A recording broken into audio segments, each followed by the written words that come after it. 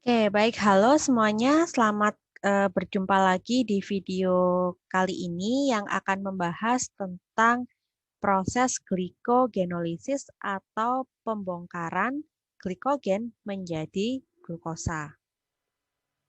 Ya, nah jadi proses glikogenolisis ini adalah proses di mana tubuh kita itu memecah cadangan glikogen menjadi glukosa.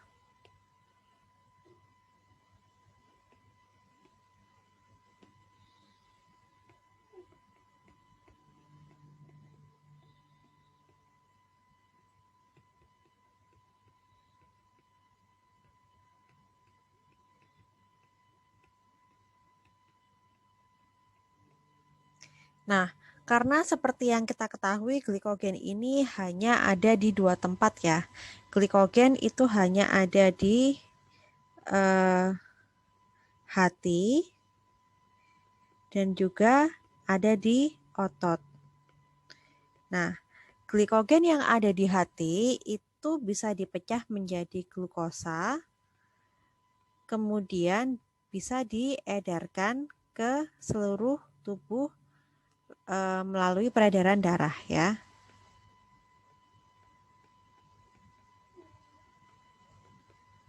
Nah, sedangkan glikogen yang ada di otot ini tidak bisa diedarkan ke seluruh pembuluh darah.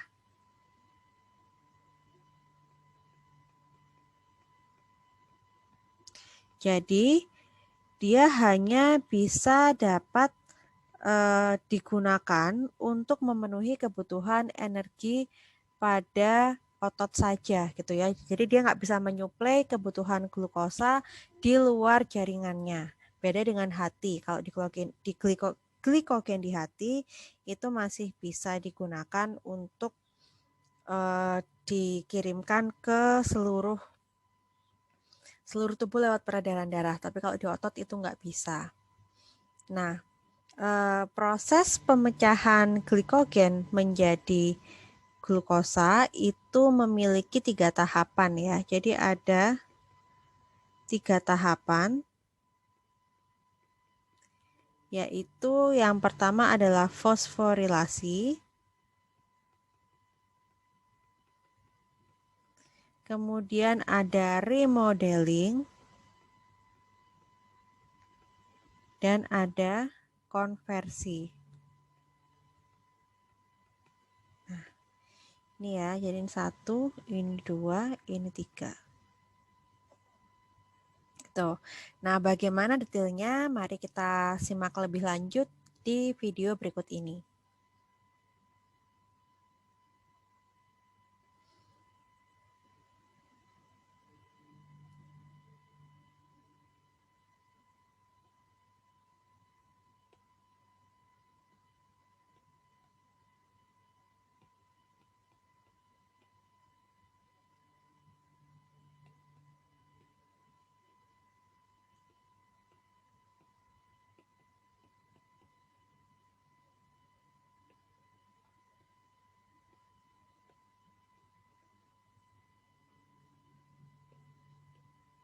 Oke.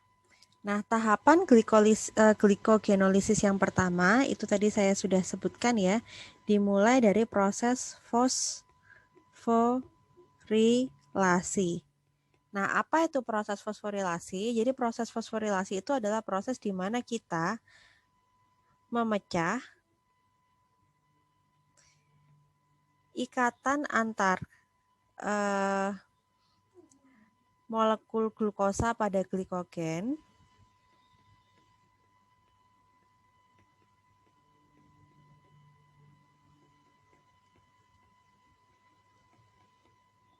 yang ada di rantai utama ya.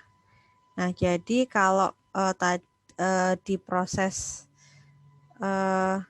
glikogenesis tadi sudah kita jelaskan ya, kalau glikogen itu panjang dan bercabang ya. Jadi dia sangat bercabang.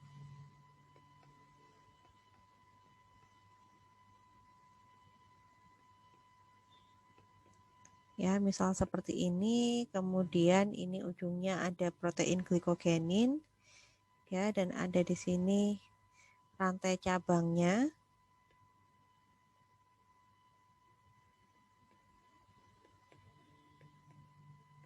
Nah, proses fosforilasi ini memotong rantai ini. Jadi fosforilasi itu memotong rantai yang bukan cabang, ya. Ini gitu. Kemudian misalnya ada ini dan seterusnya.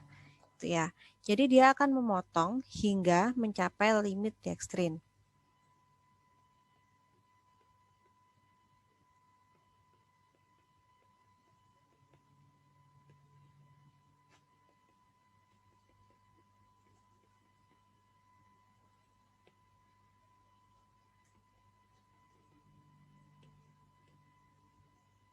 Oke. Nah, apa itu limit dextrin? Limit dextrin itu adalah beberapa molekul ya, sekitar 4 molekul yang ada pada rantai di mana terdapat rantai cabang ya. Jadi kalau misalnya rantai cabangnya itu di sini,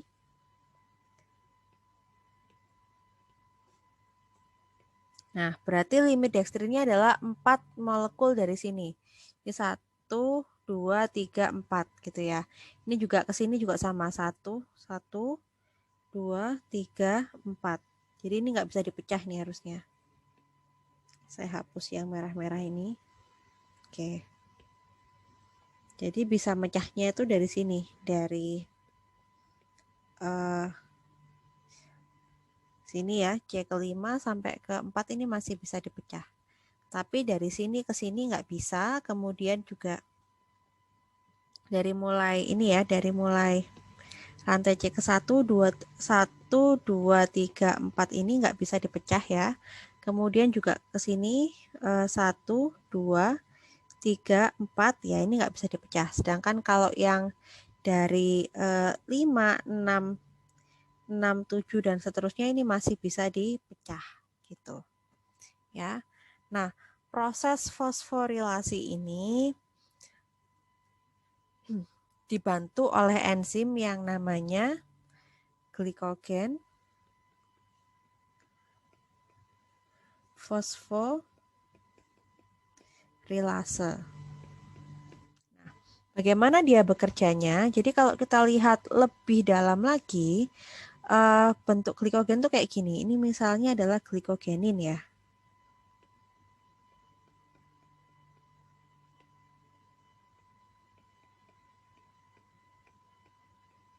Nah, glikogenin ini kan mengikat molekul glukosa.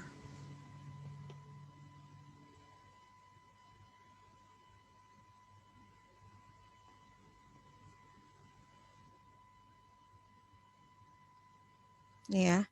Ini rantai atom ke C1, C2, C3, C4, C5, C6. Nah, kalau kita membentuk atau kita melakukan proses glikogenesis, maka C keempat yang ada di glikogen ini akan diikat oleh UDP glukosa. Ingat kalau UDP glukosa itu kan UDP-nya nempel di C ke-1 ya. Jadi UDP akan dilepaskan dari glukosa sehingga rantai ke C ke-1-nya itu akan mengikat rantai C keempat dari molekul glukosa yang di non-reducing end. Jadi yang sudah ada di glikogen gitu ya. Jadi ini akan membentuk ikatan baru ya.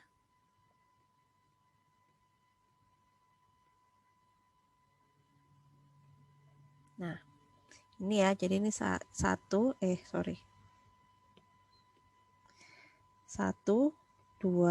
3, 4. Nah, karena dia berikatan dengan C keempat ya dan C ke-1 ini namanya ikatan 1,4 glycosidic bond ya. Atau ikatan 1,4 glikosida gitu. Nah, proses fosforilasi itu adalah proses di mana glikogen fosforilase ini ya akan menyerang ikatan ini. Jadi ikatan ini akan diputus ya, diputus. Nah, diputus oleh enzim glikogen fosforilase. Nah, hasilnya adalah molekul glukosa yang atom C-nya nggak punya gandengan. Nah, karena dia nggak punya gandengan, maka pecahan glukosa ini ya, dia akan ditempeli oleh ortofosfat ya, menjadi glukosa 1-fosfat. Jadi C, sorry, sebentar saya ubah warnanya ya.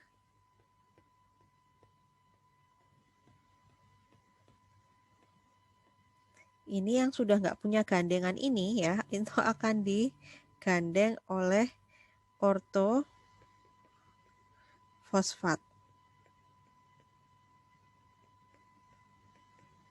Sehingga dia akan menjadi glukosa 1-fosfat.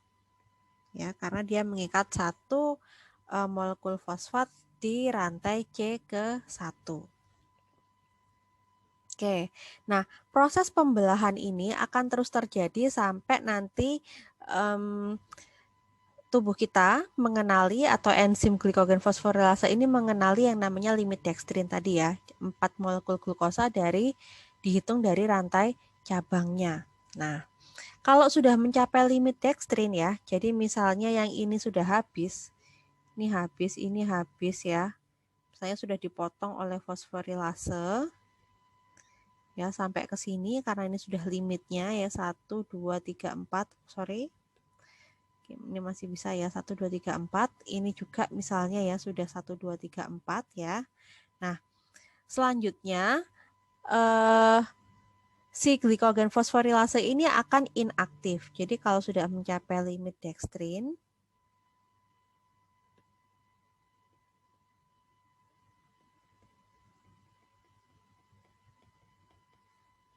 dia akan menjadi inaktif.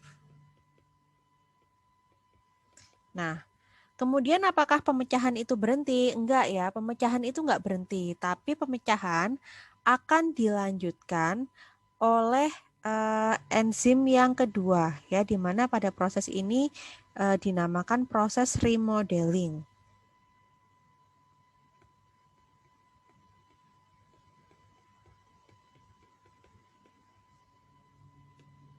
Nah, apa itu proses remodeling? Ya, proses remodeling itu adalah proses di mana kita akan memindahkan rantai glukosa dari cabang ke rantai utama.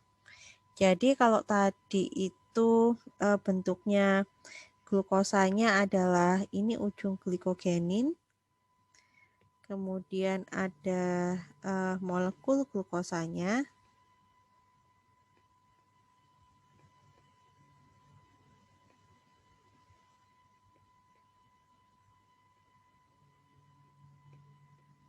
Ya, dimana ini misalnya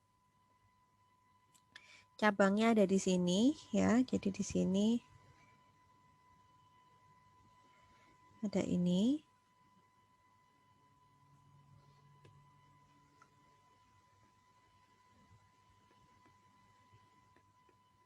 Nah, ini kan limit dextrin tadi ya, 1, 2, 3, 4, 1, 2, 3, 4 ya. Oke, nah rantai ini yang di sebelah sini, ini akan kita pindah ke sini, ke rantai utama, gitu. Jadi pada proses ini, nanti atom molekul glukosa kedua, ketiga, dan keempat dari rantai cabang akan dipindahkan ke rantai utamanya. Siapa yang memindahkan? Yang memindahkan ini adalah enzim yang namanya transferase. Nah, setelah transferase bekerja, ikatannya akan berubah menjadi seperti ini, jadi lebih panjang ya.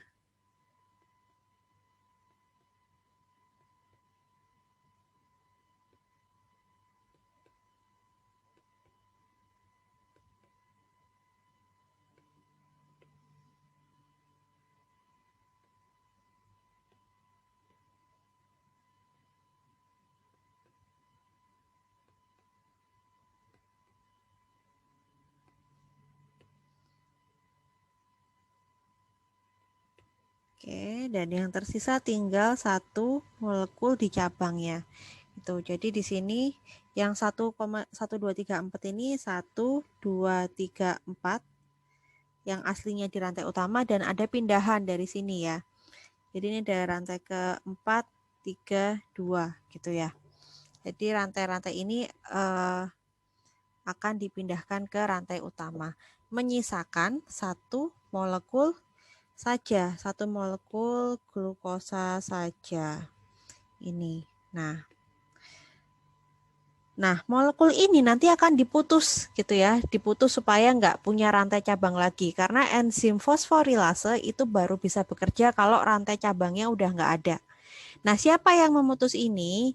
Fosforilase nggak bisa motong ini karena ikatannya beda. Ini kan ikatannya kan adalah 1,6 glycosidic bond kan, gitu.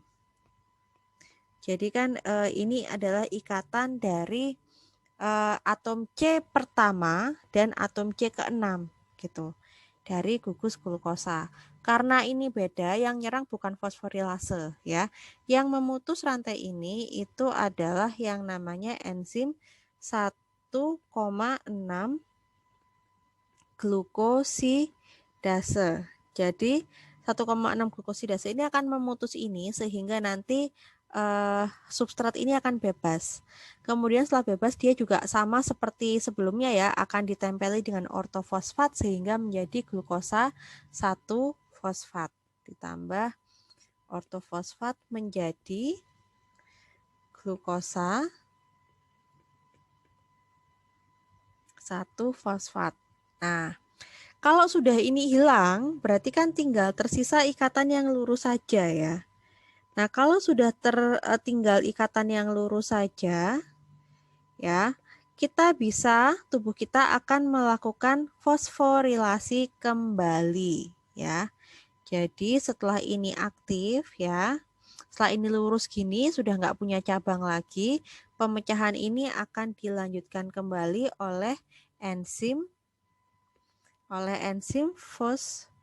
glikogen fosforilase gitu ya. Itu sampai nanti mencapai limit dextrin. Nah, oke. Nah, kemudian apa yang terjadi sama glukosa 1 fosfat ya? Glukosa 1 fosfat ini kan nggak bisa masuk jalur glikolisis. Karena kalau seperti yang kita tahu, molekul glukosa yang masuk glikolisis itu bentuknya adalah glukosa 6 fosfat. Nah, maka jika akan digunakan untuk proses glikolisis, glukosa 1 fosfat ini akan masuk tahap yang ketiga, yaitu adalah konversi ya. Nah, ini konversi ya. Nah, apa yang terjadi pada tahap konversi? Di tahap konversi ini kita akan melakukan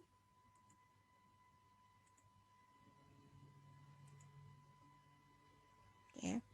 Di tahap konversi ini kita akan mengubah glukosa 1 fosfat ya. Jadi ini mengubah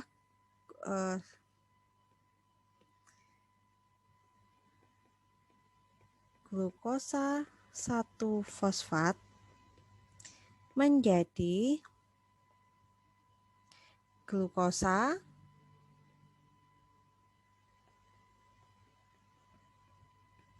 6 fosfat ya. Di mana proses ini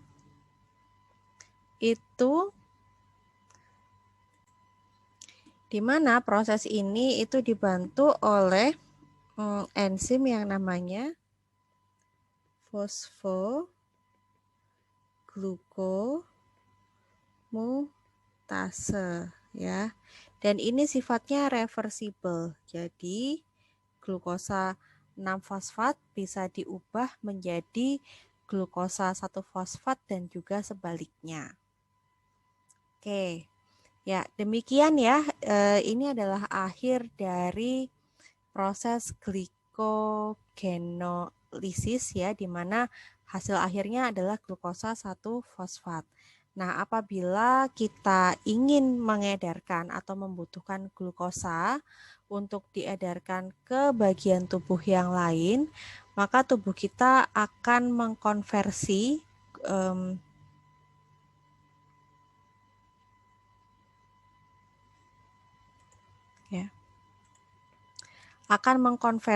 glukosa 6-fosfat ya setelah proses ini menjadi glukosa dengan bantuan enzim glukosa 6-fosfatase. Jadi kalau misalnya sudah jadi glukosa 6-fosfat ini bisa mengikuti proses glikolisis ataupun proses metabolisme yang lain ya, gitu, atau bisa diedarkan ke seluruh tubuh ya, ke darah ya, dengan mengubah, ini prosesnya dengan mengubah glukosa 6-fosfat menjadi glukosa dengan bantuan enzim glukosa 6-fosfatase.